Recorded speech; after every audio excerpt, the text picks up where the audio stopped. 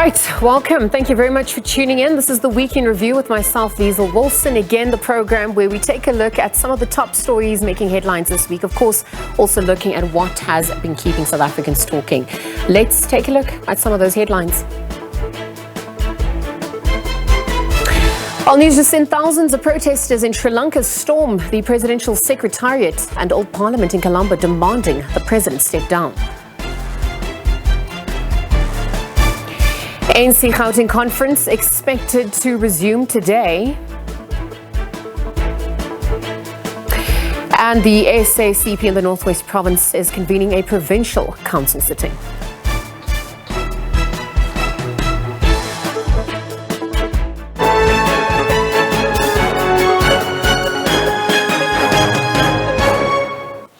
Right, so those were look at your headlines. Perhaps as we take a look at news just coming in, we've seen protesters in Sri Lanka have stormed the presidential secretariat and Old Parliament demanding that President Gotabaya Rajapaksa step down.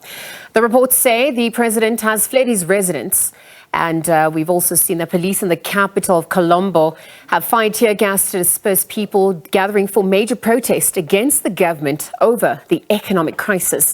Scores of people have gathered near the official residence of the president, and civil rights activists and other gatherings also occurring at the oceanfront protest site that has sprung up near the presidential palace, with crowds attempting to breach the military barricades. The country is facing an unprecedented shortage of fuel, and the inflation rate rose to nearly 55%. That was in the month of June alone. Now, the authorities have deployed troops and police officers in and around Colombo to prevent any violence, but shops and businesses in several areas have been shut. In other news, on the continent now, President Cyril Ramaphosa has joined other African leaders in sending condolences to the people and government of Angola on the passing of the country's former president, José Eduardo dos Santos. Dos Santos died yesterday at the age of 79 after a long illness. He died in a clinic in Barcelona, Spain. Dos Santos had been receiving medical treatment since 2019. Portuguese news agency Lusa reported last month that the former president was admitted to an intensive care unit at a clinic in Barcelona. One of Africa's longest-serving leaders, Dos Santos stepped down 5 years ago. His rule was marked by a brutal civil war lasting nearly 3 decades against US-backed UNITA rebels, which he won in 2002, and a subsequent oil-fueled boom. He was replaced in 2017 by President João Lourenço, who, despite being from the incumbent's People's Movement for the Liberation of Angola, or MPLA, swiftly moved to probe allegations of multi-billion-dollar corruption during the Dos Santos era, targeting the former leader's children. Right, a motorcade thought to be carrying the body of former Japanese Prime Minister Shinzo Abe was assassinated, left a hospital in Nara today. It is thought to be heading for his Tokyo residence, according to local media. But Abe's wife, Aki, was seated in one of the vehicles that left Nara Medical University Hospital, where he was treated, of course, after being fatally shot yesterday morning by a 41-year-old man. Abe had been taken to the hospital in a cardiopulmonary arrest and showed no vital signs. He was declared dead and having bled to death from deep wounds to the heart and the right side of his neck. The former Prime Minister was shot in the city of Nara whilst giving a speech. This was ahead of Sunday's upper house elections. Meanwhile, US President Joe Biden has expressed shock, outrage and deep sadness at what he called the news of his friend Shinzo Abe's assassination. United Nations Secretary General Antonio Guterres also expressed his deep sadness at the horrific killing. Sherman Bryce Peace has more.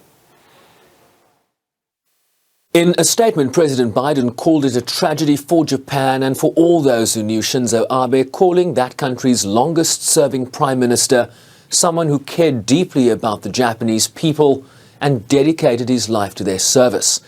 Biden said that even at the moment he was attacked, Abe was engaged in the work of democracy, and that while there were many details that remained unknown, the US president reiterated a view that violent attacks were never acceptable and that gun violence always left a deep scar on the communities affected by it. I tried to put a call in to the present Prime Minister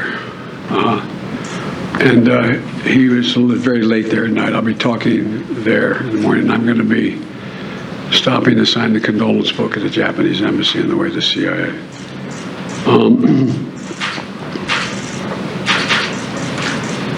This hasn't happened in Japan in decades and decades.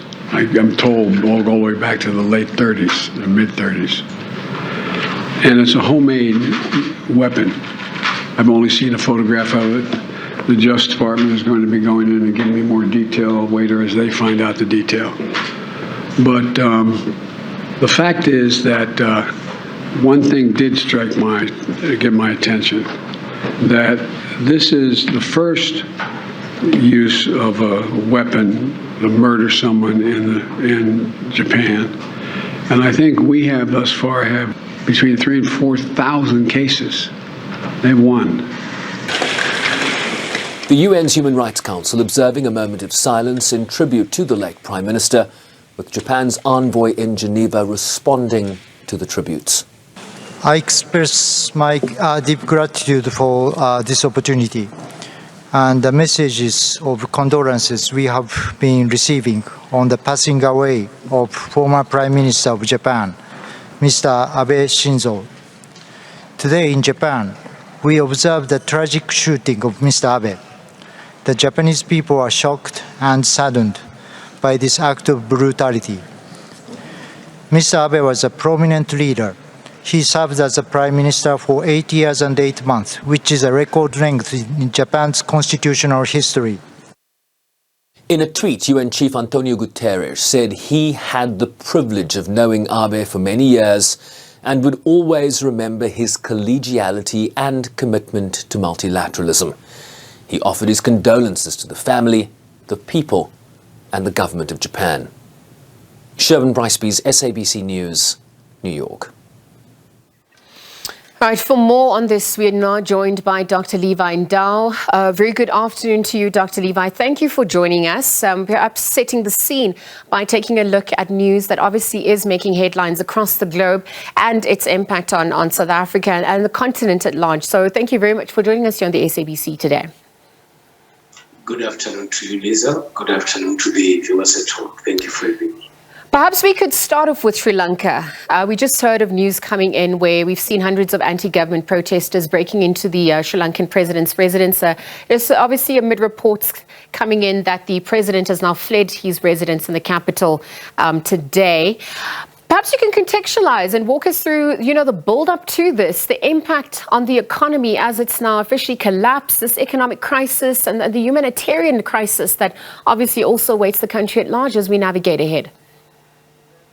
Some of the developments happening in areas like Sri Lanka are mainly informed by the hardships, the dire economic conditions that ordinary citizens face. And equally, as citizens come across this kind of harsh realities, all they require is the leadership of government that should be able to provide solutions to the challenges that they face. The challenges faced by the people of Sri Lanka have got a build-up. They have been marching, consulting their governments on a regular basis, wanting solutions on what they are going through. And I think they've actually decided to do this as the last resort, based on the manner in which government has been responding to their challenges. And in the absence of solutions by government, in the absence of providing leadership by government, that is where you get a gap that is being opened in which citizens themselves decide to take action similar to the actions that they've actually taken in Sri Lanka. It is not surprising at all that when there is hardships and these kind of situations happen, you actually come across what is happening in Sri Lanka. So in terms of an international intervention that's needed, I mean, obviously it's the people who are going to suffer. What do you think is on the cards there as we look at issues of malnutrition, amongst other, issues that the country is going to face from here on too? Well, it is not only about giving people confidence and only just talking and persuading people to take up It is about leaders that are able to develop better strategies and means to ensure that they are able to deal with the challenges that they actually face. Of course, some of the challenges might be informed by external forces and things that might appear to be beyond the leadership of government at that time. But equally so, you require government that is able to develop much better strategies that must actually ease the frustrations that citizens have. That is the purpose of leadership in different countries. And of course, if political leaders cannot be able to address the challenges, the plight of the ordinary people on the ground, that is what you actually come across what is happening now in Sri Lanka. Well, as we perhaps monitor what's happening in that story, it is a developing story. Perhaps we can move closer to home on the African continent. We saw yesterday José Eduardo dos Santos having ruled Angola for about 38 years, having died yesterday. And I wonder, as we look at his mixed legacy, you know, what are some of those things that he will be remembered for? Perhaps for both positive and not so positive. I think this is a very sad moment for the people of Angola. A sad moment in the sense that Dos Santos has been a leader of Angola for quite some time. There are people who were born in Angola who did not know of any other leader. The only leader they knew was Dos Santos, hence has been the leader for almost 38 years. Dos Santos has got a very good relationship, or the people of Angola, with South Africa, in the sense that it is the South Africans and Dos Santos, MPLA, that actually fought alongside in the army against other forces that were influenced by the West. The relationship between Angola and South Africa has always been stronger because the main political parties in both South Africa and Angola always had good working relationship. And that is why if we take it beyond diplomatic relations, we still enjoy very good relations as South Africans and Angolans. Equally, there are those in Angola who might hear the name Dos Santos mentioned and get extremely worried. Because at the time he was the leader of Angola, there was a civil war which ran for almost 3 decades. And a lot of people lost their lives. And equally, many people got displaced and families got disorganized. His administration as well was also associated with corruption. Hence, most people that are very close family related to him, his children, and very close friends and relatives became very rich because of what is alleged to be corrupt activities. Equally so, his child is arrested. His daughter is also being investigated for corruption-related activities. But that does not take away the fact that he has been a symbol of anti-colonialism, a symbol of people amongst this generation who brought liberation to Angola. And that is one thing that the people of Angola might not forget about. No, definitely. While some people have seen him as the architect of peace in their country, again, as you mentioned, his legacy also marred by issues of corruption and nepotism, human rights violations, amongst other things. But just in the interest of time, you know, other news making headlines around the world, we saw Shinzo Abe, the former Prime Minister of Japan, obviously being assassinated. And we've seen world leaders reacting to the shocking news of the assassination. Perhaps you could talk us through, you know, what the implications, you know, is going to be for the country at large going forward. But you also have to look at the trade relations that South Africa and Japan experienced under his tenure and the benefits that also came thereof. I wonder, you know, how we begin to imagine his legacy going forward as we still recover from this news as well.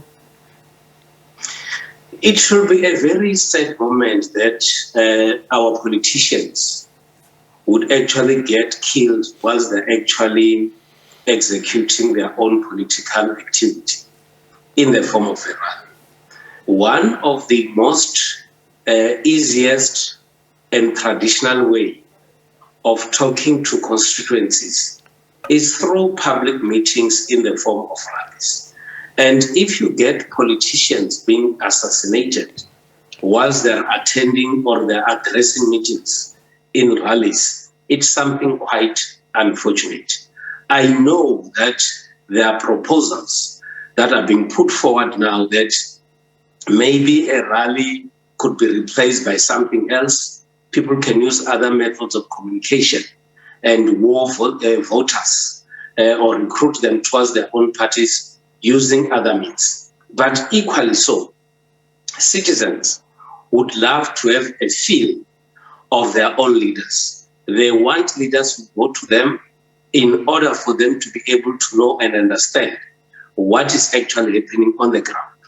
There is a general outcry by people out there who would say politicians will only talk to us through mass media, they'll only talk to us through press conferences, and they don't necessarily go or come where the ordinary people are actually found.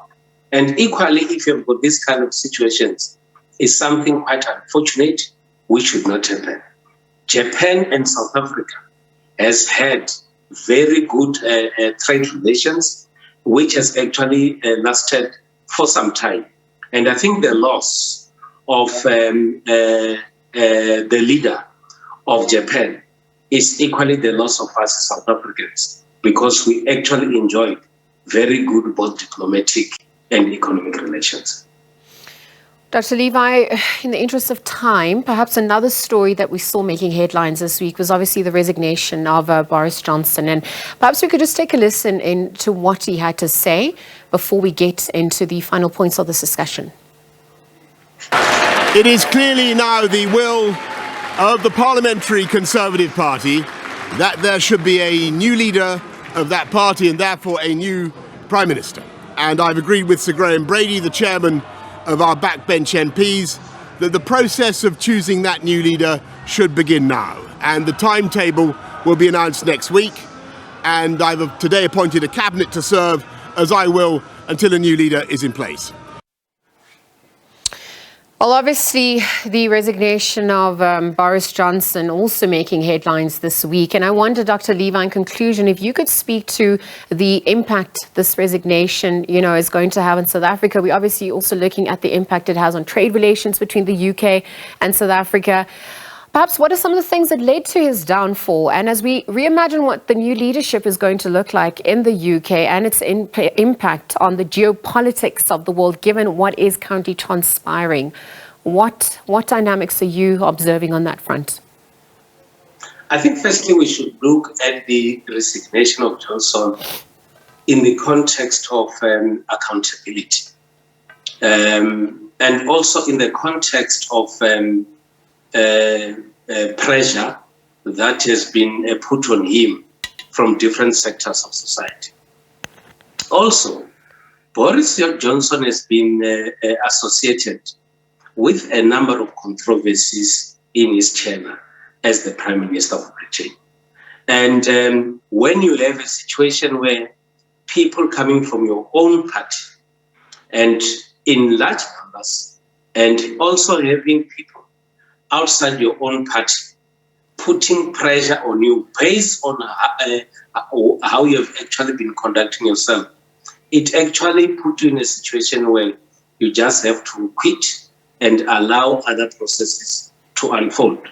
Of course, Johnson has played a very, very central role in the Ukrainian war. He has been the voice of those who are saying that war should actually be ended. And he has been one of those who have been pressurizing and ensuring that sanctions are being imposed on Russia. And equally so, as we relate with as South Africa, as we relate with the UK, it has a potential to change the dynamics of our relations. But our strong relations with the UK, I don't see it being seriously affected because our history with the UK is quite too long, and we actually have a very good bond between us and them. What might be the situation is that those that have to come in and replace Johnson have to fit in onto the agenda that they've been pursuing. What we're not sure of is as to whether the leader who is coming in would actually follow on the footsteps of Johnson or not, especially on policy and economic direction that Johnson has been pursuing. All right, Dr. Levi Ndau, thank you very much for your time. Thank you for giving us that analysis. Again, Dr. Levi Ndau giving us an update on what has been transpiring across the world. In fact, we looked at the resignation of Boris Johnson, the assassination of Shinzo Abe. There was the passing of José Eduardo dos Santos, and developing story, of course, coming in with Sri Lanka amid reports that anti-government protesters have broken into the president's residence, amid reports that the president, of course, has vacated the premises there. So thank you very much for contextualizing what that obviously means for the continent, for the geopolitics at large, and even for South Africa. But we'll leave the conversation there, take a quick ad break, and continue with more news on the other side.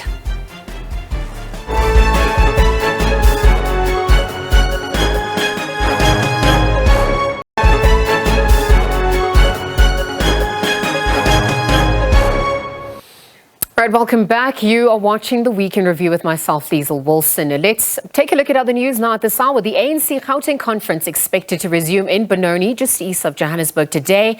The province, which has elected the top five with Panyaza Lesufi emerging as chairperson, had failed to conclude 2 weeks ago. Now, the hotly contested conference was marred by delays. There was bogus delegates, as well as a court interdict and quarantined votes.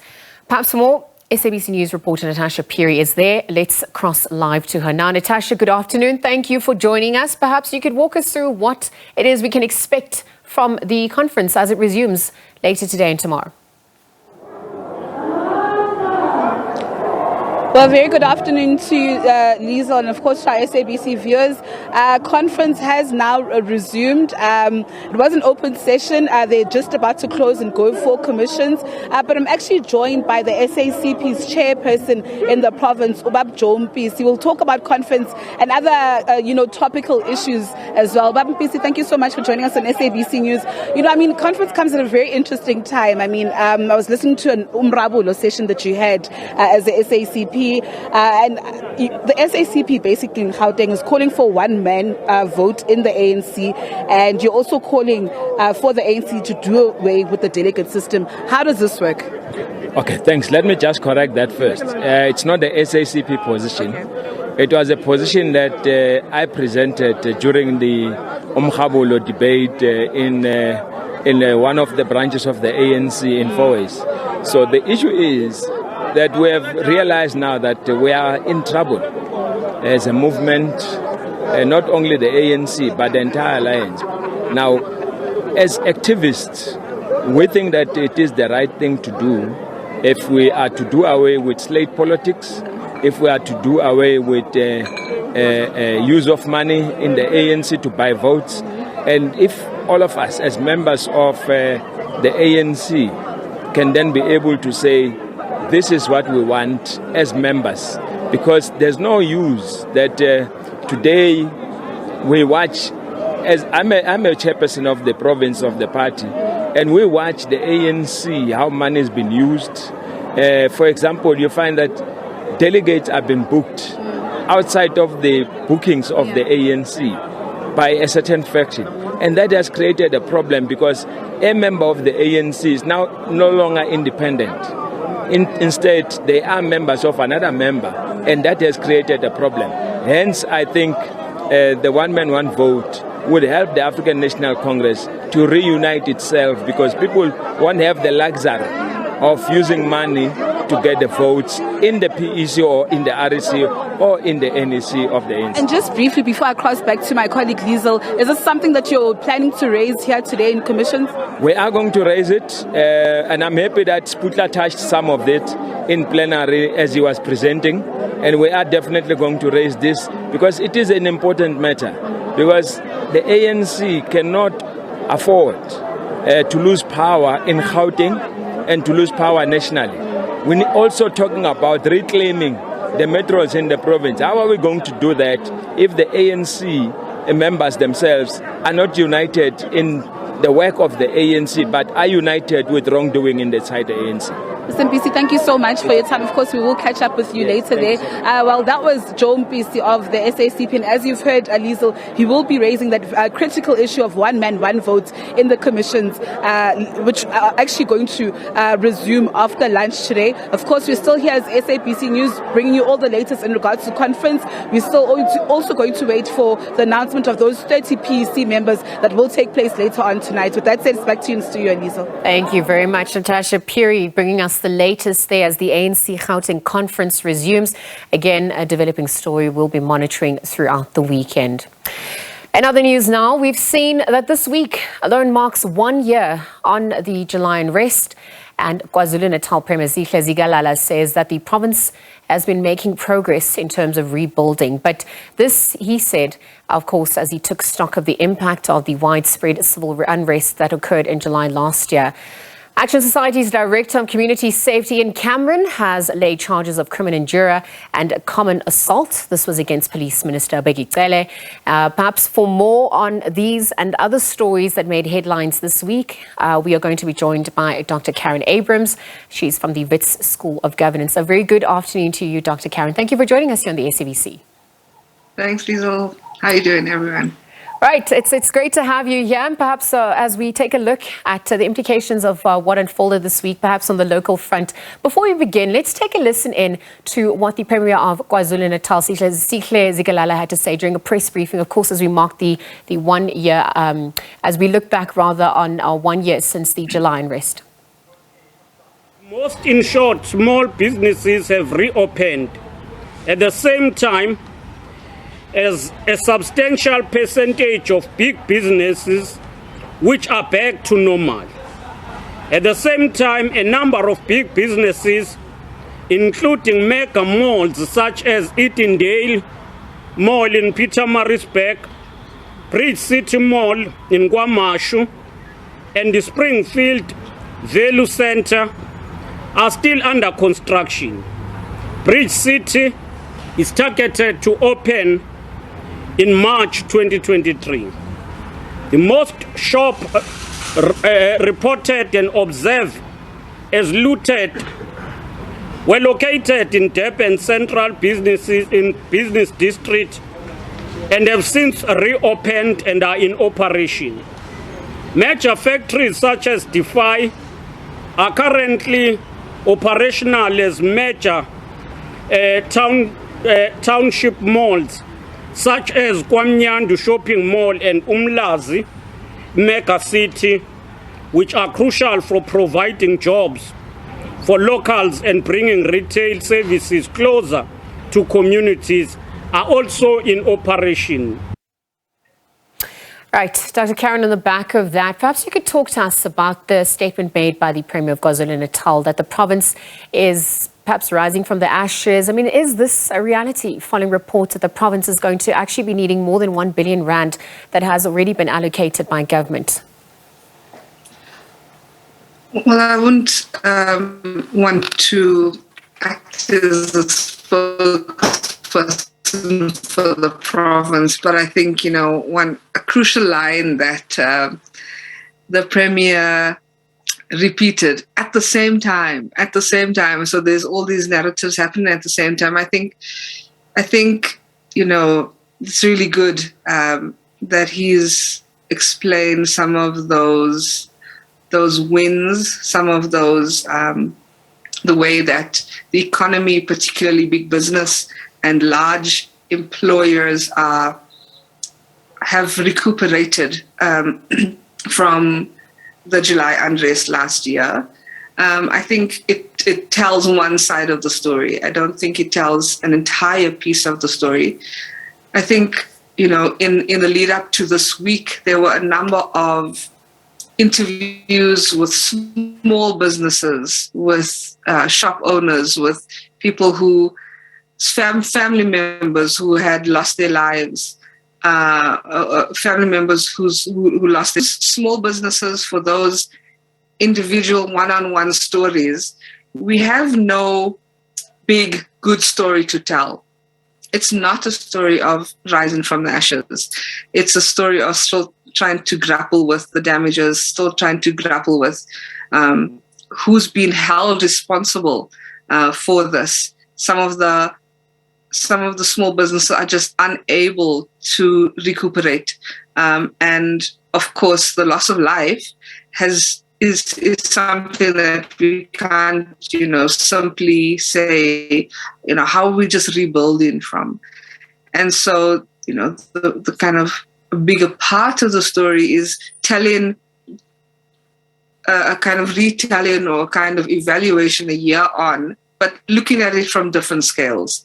I think it's quite, I suppose, disingenuous to only look at it from the side of big business, as if.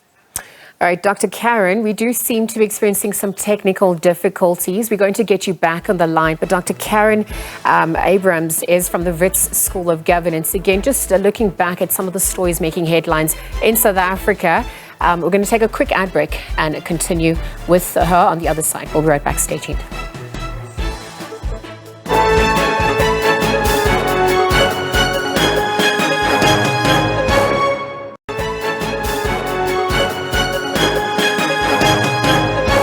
All right, welcome back. You are watching the Weekend Review with myself, Liesl Wilson. Just before the ad break, we're speaking to Dr. Karen Abrams from the Wits School of Governance, again, about some of the top stories making headlines in South Africa this week. Strong emphasis on the July unrest that, of course, occurred last year. To this day, in fact, a year ago. And perhaps as we look at, what has transpired since then, Dr. Karen was on Zoom. Due to some technical difficulties, we do have her back on the line.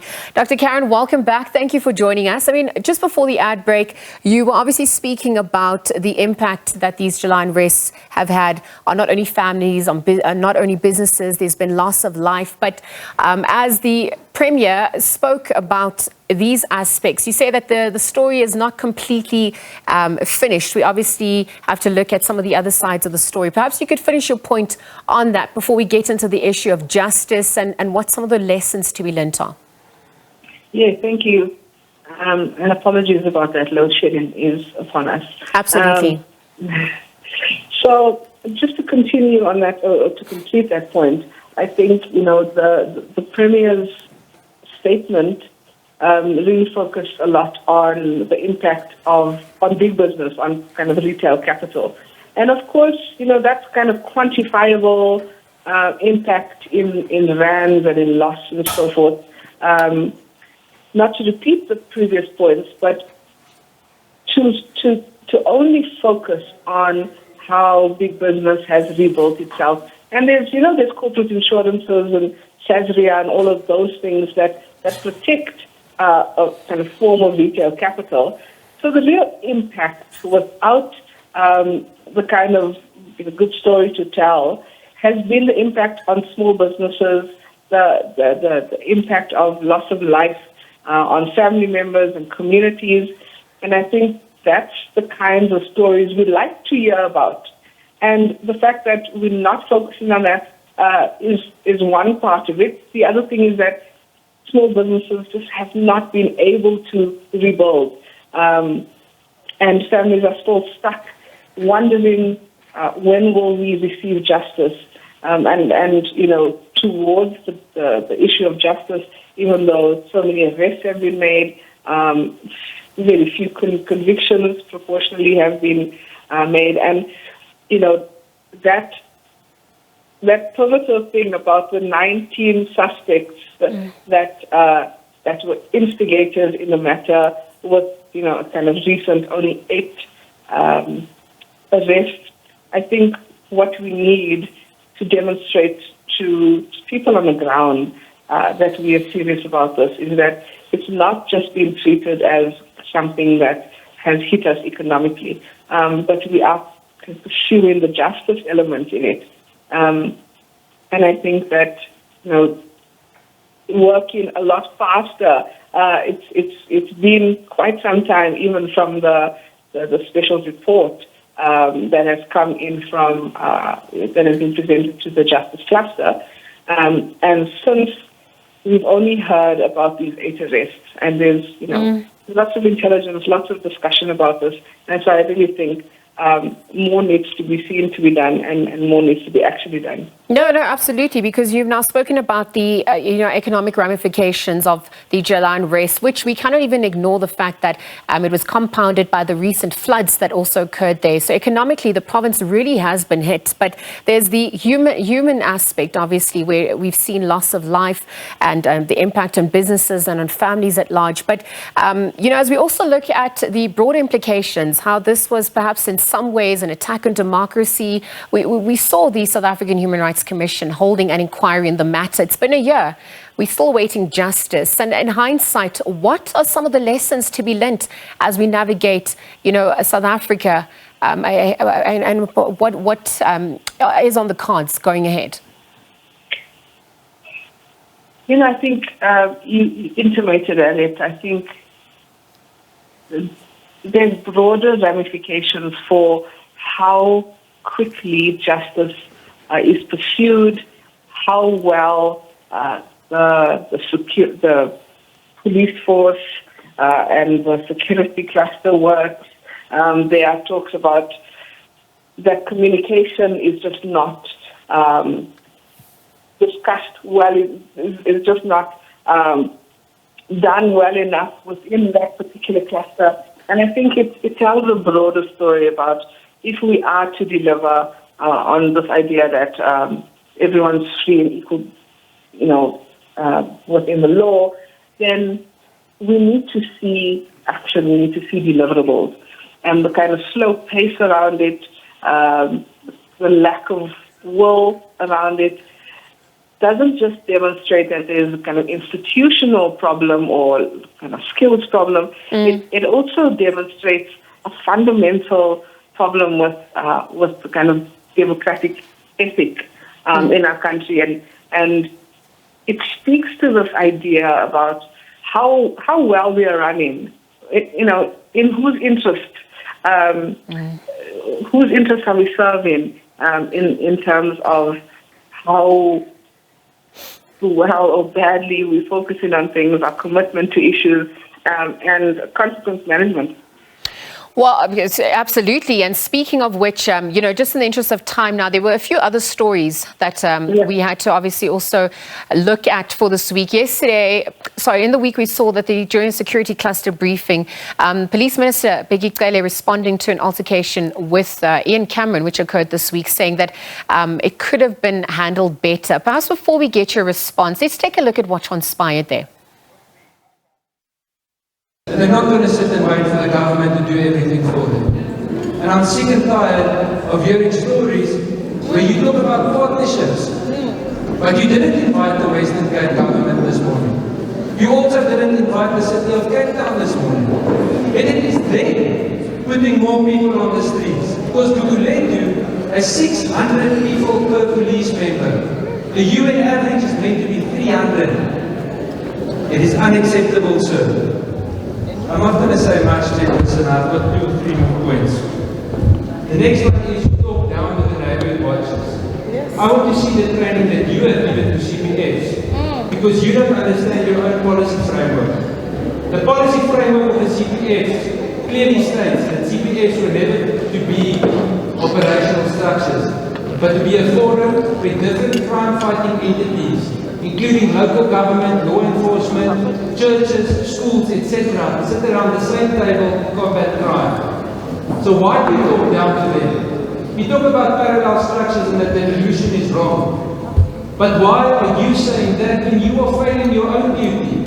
I think of a lady called Nosipiwe James. She was murdered on the 8th of May in Kailicha. She was stabbed 100 meters from where 6 other people were shot 5 minutes earlier. No one followed up to the case. We did. Right. Obviously, we saw the altercation there between Ian Cameron and the police minister, Dr. Karen, in your opinion, what's been your take on what transpired? I want to also link that to another incident that obviously occurred at Wits, where there was a disruption during the lecture by Minister Pravin Gordhan. And perhaps as we look at the responses from leaders, the backlash from citizens when they are engaging with ministers, how are you absorbing and taking in and analyzing what's been on display this week from them? Yeah, I think it's a nice way of putting the question, because it's not just what you think about what happened. It's about this kind of movement where citizens are saying, we're fed up with business as usual, the kinds of politicking talk that sometimes comes from certain public servants. And I'm choosing my words very carefully, because it's not all public servants that are doing politicking talk, right?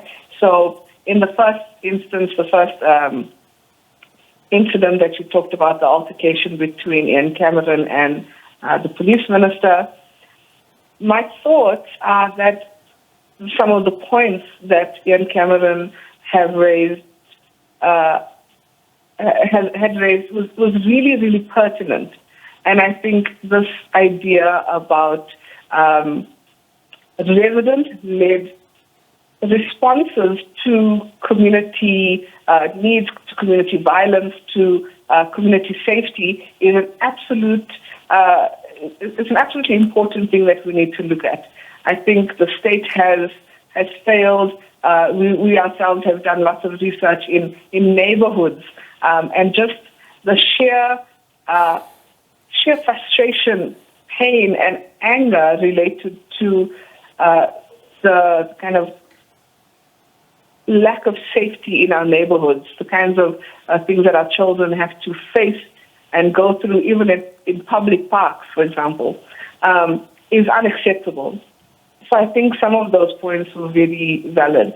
However, I think the manner in which Ian Cameron raised these, I think it's important to get angry, and I think it's important to call the state to account in no uncertain terms, very candidly and very frankly. But to kind of conflate that at the end and just, belittle public servants in the way that he had by, talking about the illiteracy or the kind of unfitness to even fill out forms, or even spell the name of the form. I think that was deeply disrespectful. Dr. No, thank you very much for that, for those points, Dr. Karen. As we wrap up the conversation, just very quickly, we also saw acting public protector advocate Galeka, again, having withdrawn the office from the legal challenge of the suspended public protector, Busisewe Mqwebane. What's been your take on this decision and how it's going to impact dynamics unfolding as well? Yeah, I think I like that decision, and I think it showed some nuance in the way that institutions support individuals. And I think, for me, what is represented more than anything is this idea that we have to put a stop to it in uncertain terms, the way that individuals try to use and mobilize institutional capacity or institutions to their own ends or to protect themselves. And so what the acting public prosecutor has done now in refusing this kind of support has drawn a line to say, this far and no further. You'll not be able to use the public purse and kind of the public institution to fight a deeply individual battle. And so that, for me, was a really important turning point. Dr. Karen Abrams, thank you very much for your time here on the SABC. Dr. Karen Abrams is from the Wits School of Governance, again reflecting on some of the stories making headlines this week, amongst many others, including the July unrest, as we look back at it a year later today. Again, also Police Minister Bheki and the Ian Cameron saga also gaining some traction and analysis there. Again, thank you very much to Dr. Karen for her time. Let's take a look at other news now. We're beneficiaries of a successful land claim at various Makhuba's Kloof farms in Limpopo have met with the directors of the company that farms on their land to seek answers about their benefits. Now, they say that they have not yet received any payments since the land was returned to them more than 10 years ago. They say the farms continue to make millions of rands, but they continue to suffer. 42 farms at Makhuba's Kloof were returned to over 600 beneficiaries by the Department of Land Reform.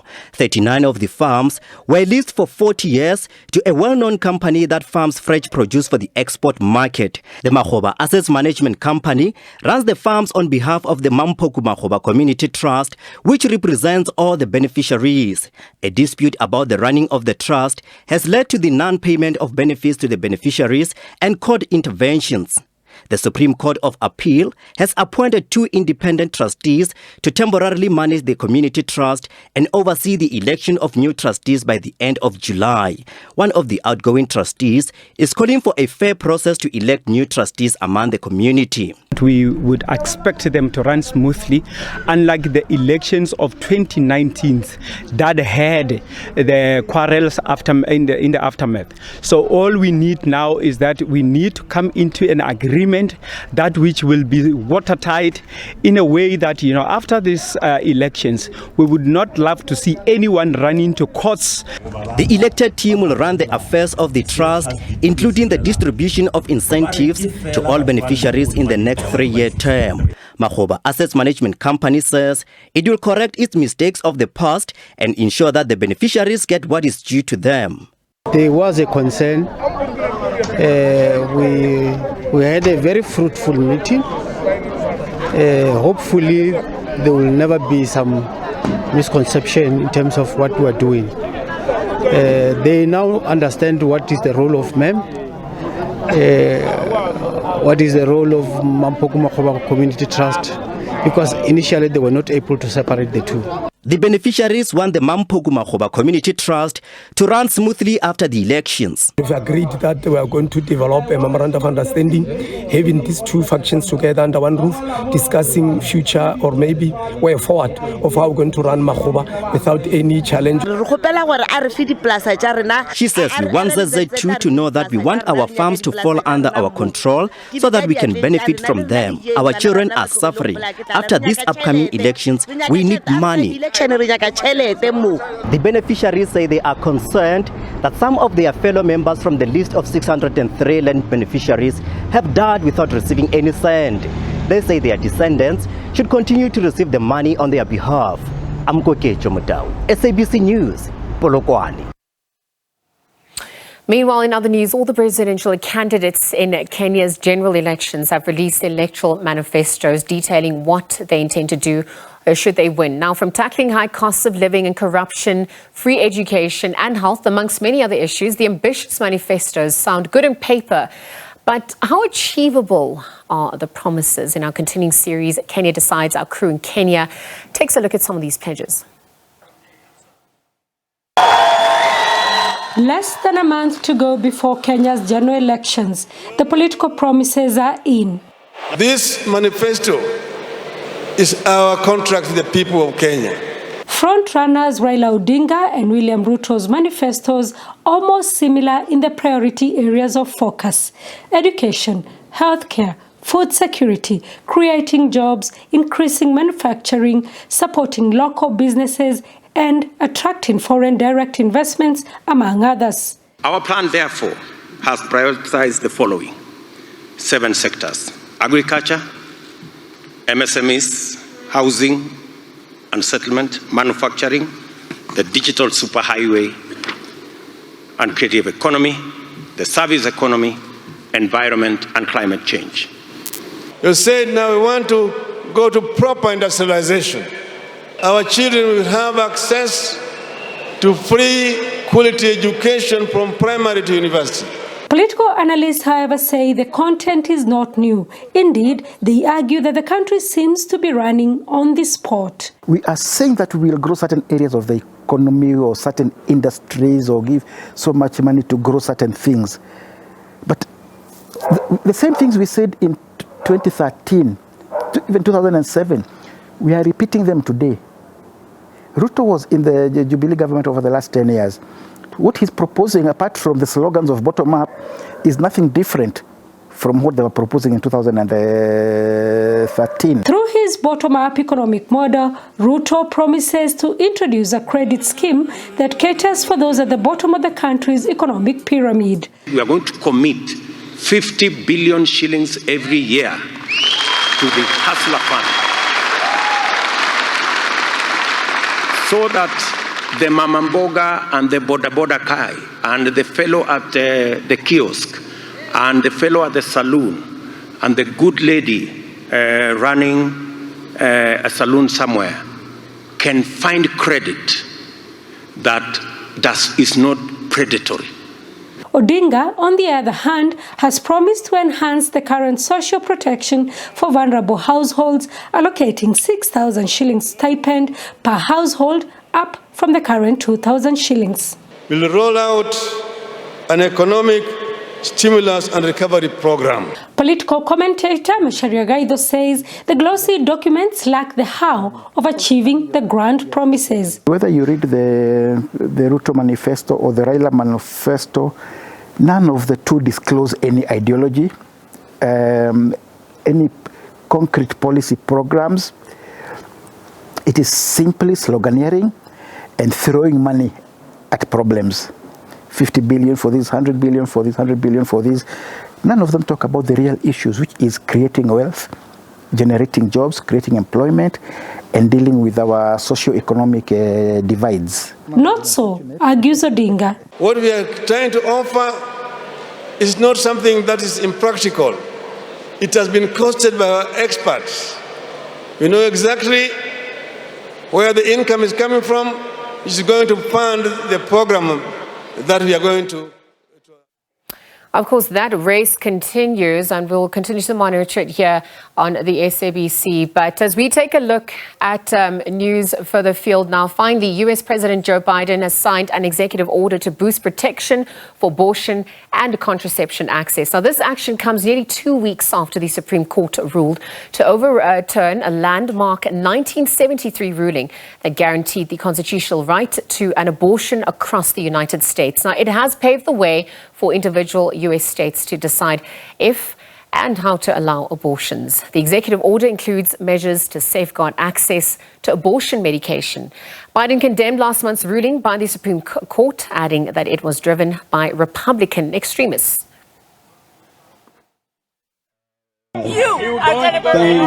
Anti-abortion and pro-abortion rights protesters faced off outside the last abortion clinic in Mississippi Thursday as it closed its doors for good. The Jackson Women's Health Organization, the clinic named in the Supreme Court lawsuit that led justices to overturn the half-century right to abortion, shuttered after losing a last-ditch legal effort to stay open. The melee on the street mirroring what's happening inside women's healthcare systems. The Supreme Court's reversal of Roe v. Wade unleashed a torrent of litigation as states battled to preserve or ban the right to abortion. It's absolute chaos. You have patients, people, women and others who need abortions, who are having to navigate this complete chaos.